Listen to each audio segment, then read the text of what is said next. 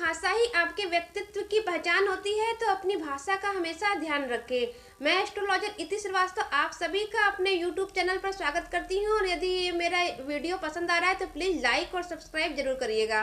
तो आज हम बात करेंगे कुंडली में उपस्थित कुछ प्रमुख राजयोगों के बारे में। यदि आपकी कुंडली में ये योग है तो आप जीवन में नित्य नई ऊंचाइयां प्राप्त करेंगे। यूँ तो कुंडली में 9 ग्रह होते हैं, लेकिन इन 9 ग्रहों से कई योगों का निर्माण होता है, अनंत योगों का निर्माण होता है। तो आज हम बात करेंगे पंच महापुरुष योग के बारे में। पंच महापुरुष योग होता क्या है?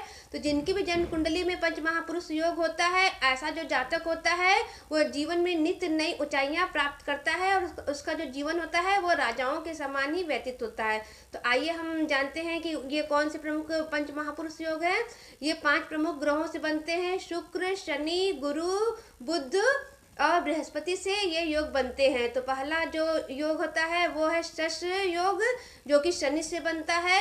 तो शनि यदि अपनी उच्च राशि और अपनी स्व राशि में स्थित हो और केंद्र में बैठा हो तो शश नामक राजयोग का निर्माण होता है। ऐसा जो व्यक्ति होता है जीवन में अपनी मेहनत के द्वारा नित्य नई ऊंचाइयां प्राप्त करता है, वो अपनी मेहनत के दम पे आगे निकलता है। दूसरा प्रमुख राजयोग है भद्र नामक राजयोग, जो कि बुध से होता है। बुध यदि अपनी उच्च राशि में और अपनी स्व राशि में स्थित होकर के केंद्र में विराजमान हो तो भद्र नामक राजयोग का निर्माण होता है। ऐसा व्यक्ति अपनी वाणी के प्रभाव से अपनी गणित क्षमता के आधार पे आगे निकलता है और जीवन में नित्य नई ऊंचाइयों का स्थान प्राप्त करता है। तीसरा जो प्रमुख राजयोग होता है मालव्य योग, जो कि शुक्र से निर्मित होता है। शुक्र यदि अब कुंडली में उच्च के हो, स्व राशि में हो और केंद्र में विराजमान हो तो मालव्य नामक राजयोग का निर्माण होता है।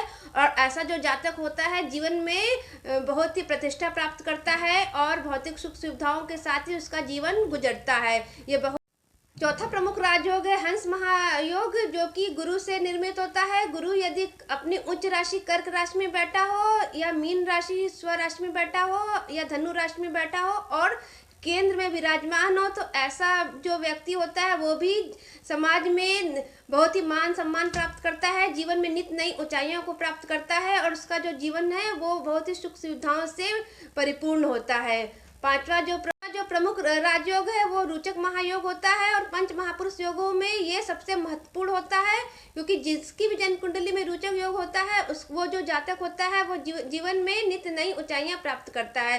तो रोचक महायोग मंगल से निर्मित होता है। यदि जन्म कुंडली में मंगल उच्च के हो, स्व राशि में स्थित होकर के केंद्र में विराजमान हो तो रोचक नामक महायोग का निर्माण होता है, और ऐसा जो जातक होता है जीवन में नित्य नई ऊंचाइयां प्राप्त करता है और ये सैन्य अधिकारी बनता है और सेना संबंधित कार्यों में जाता है, और इसका भी जीवन बहुत ही सुख सुविधाओं से परिपूर्ण रहता है और बहुत ही साहसी व्यक्तित्व का निर्माण होता है। तो ये है कुंडली में निर्मित पंच महापुरुष योग, और जिनकी भी जन्म कुंडली में पंच महापुरुष योग होता है ऐसे जो जातक होते हैं वो नित्य नई ऊंचाइयां और मान सम्मान प्राप्त करते हैं।